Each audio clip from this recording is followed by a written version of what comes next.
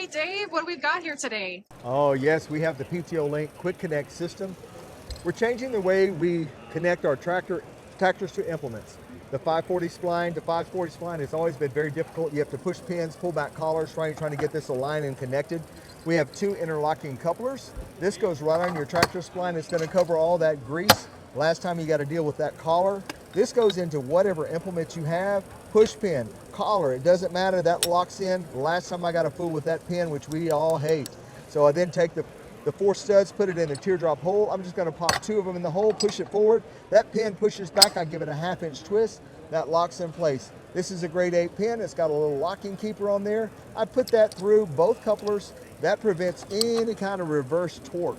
So to remove the system, all I do is pull the pin out first, then I release it by pulling on the locking pin. I give it a little 1/2 inch twist and it's uncoupled. If I have an implement or a tractor that doesn't freewheel, this is where this wrench comes into play.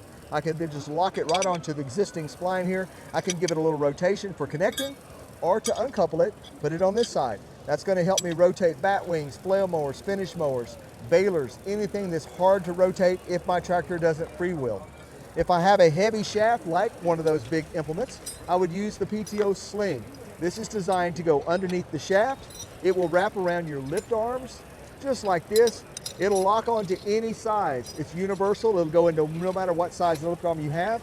I've got a little pull tabs with cam buckles. I can raise this or lower this very easily with the cam buckles, just bumping on that. Lifting it up, lowering it down. As you can see here, our theme is making the PTO connections easier with the lift, with the rotation, if you should need that, as well as with the PTO connection, with the PTO Link. Here at PTO Link, we're trying to make the PTO connections much easier for you.